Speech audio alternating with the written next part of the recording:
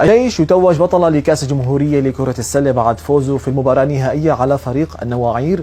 بنبارك لفريق الجيش الفوز بالبطولة، وحظ أوفر لفريق النواعير الذي حقق مفاجأة من العيار الثقيل لوصوله إلى نهائي كأس الجمهورية لأول مرة بتاريخه. للحديث أكثر عن المباراة والبطولة بشكل عام ينضم لنا الصحفي الرياضي ومدير صفحة باسكت بول مع عبد الرزاق حمدون.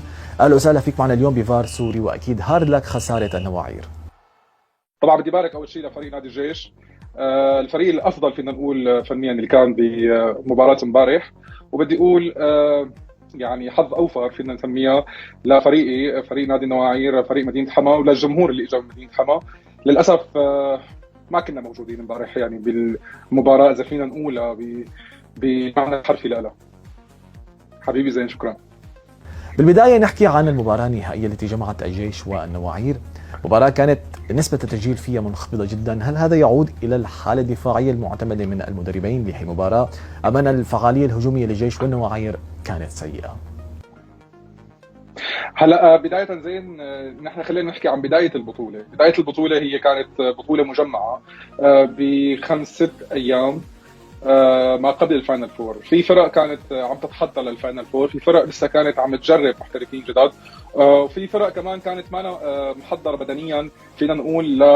بشكل عام لاعبينا المحليين او حتى انديتنا غير مؤهلين ليلعبوا بطولات. طبعا اكيد هذا الشيء حيوافقوني عليه كثير من الفنيين، غير مؤهلين للعب ببطولات مجمعه بخمس ست ايام او حتى بظرف اسبوع.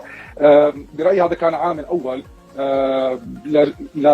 لشفنا الماتش امبارح كان الى حد ما سيء تسجيليا او تهديفيا.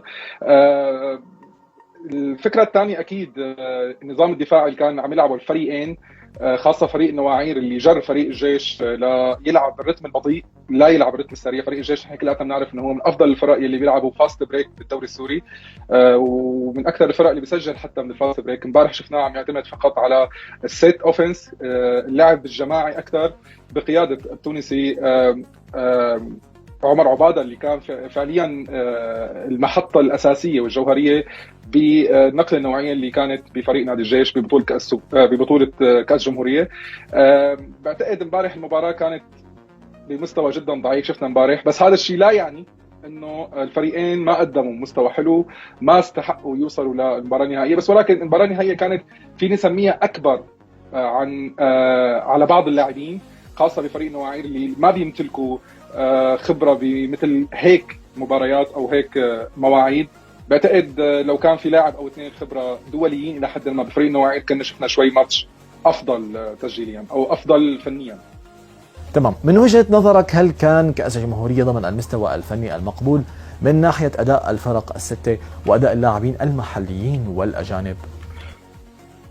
شوف زين، بشكل عام دورينا ولاعبينا بتفاوت، دائما في ذبذبه بالمستوى فينا نسميها، مرات فوق مرات بنشوف المستوى متدني. فيني اقول لك انه فريق الكرامه ظهر بمستوى المحليين تبعه، السكواد المحلي اللي هو بيمتلكه. اوكي هو خسر مباراتين بس، ولكن قدم مباريات محترمه جدا، بالرغم من انه ما معه ولا لاعب محترف كان بالبطوله. فيني اقول لك فريق الجلاء كنا اغلبيتنا مرشحينه على الورق، فينا نقول في خيبه امل يمكن ضربه فريق الجلاء وجمهور فريق الجلاء، وحتى بعض الناس اللي كانت عم بتقول انه الجلاء بالفاينل، خاصه انه هو خرج من سباق الفاينل فور. الجلاء الى حد ما لسه يمتلك لاعب الخبره اللي قادر يقود الفريق. شفنا تروي جونز محترف فريق الوثبه ما قدر يعمل الكيمستري الصح مع اللاعبين، لانه اصلا هو ما اجى غير ما قبل يومين لفريق الجلاء من بدايه البطوله.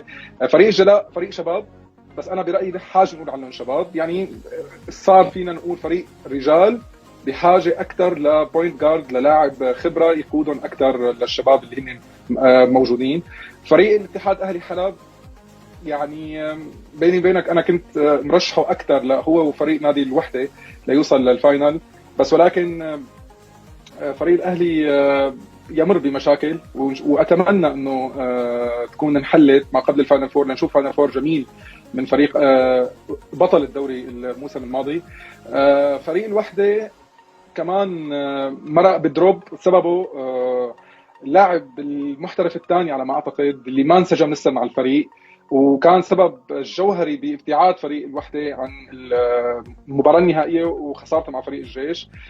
فريق النواعير وفريق الجيش برايي هن الاكثر استقرارا بين الفرق، وطبعا يستحقوا التواجد بالفاينل كاس امبارح، لانه الفريقين مستقرين جدا من الناحيه الفنيه اداريه وحتى من ناحيه اللاعبين. بس ولكن شفنا امبارح المستوى الى حد ما متدني، لانه البطوله مثل ما قلت لك كانت مكبوسه باسبوع واحد. طالما انك ذكرت كثير الفاينل فور، خلينا نحكي شوي عنه. من خلال مشاهده اداء الفرق في الدوري السوري وكاس الجمهوريه، من ترشح من فرق الفاينل فور للعب المباراه النهائيه؟ باعتقادي هذا السؤال لسه بكير نجاوب عليه، خاصه انه فريق نواعير امبارح لاعبينه تاثروا كثير بالخساره، وفي منهم قالوا انه راح نعوض هذا الشيء بالفاينل فور. هلا اذا فينا نجزء الفاينل فور او نص النهائي، وحده نواعير واهلي وجيش. اذا بدنا نحكي لحد هلا ضمن المعطيات الموجوده معنا، الى حد ما ممكن الجيش اقرب اذا بدنا نحكي ضمن هي المعطيات. بس امبارح فريق اتحاد اهلي حلب مثلا تعاقد مع دي ماركوس المحترف الجديد، ممكن يعمل نقله نوعيه للفريق، ممكن ينتشل الفريق اكثر مع المحترف الثاني ويجنز، وخاصه لما بتنحل مشاكل الكوتش غسان مع الفريق. برايي صعب نحكي هلا. فريق الوحده انا بميزه شوي على النواعير لانه اكثر خبره بهيك مباريات، بس كل شيء وارد. ممكن النواعير يخطف فوز ونروح لمباراه فاصله، ممكن الجيش والاهلي نوصل لمباراه فاصله بحلب ويتميز فيها فريق الاهلي. يعني ما فينا نحكي كثير زين على هذا الموضوع، بس ولكن يعني انا اتمنى او شايف انه حنشوف فاينل فور كثير مميز بهي السنه، خاصه بتواجد المحترفين اللي هن على مستوى منيح.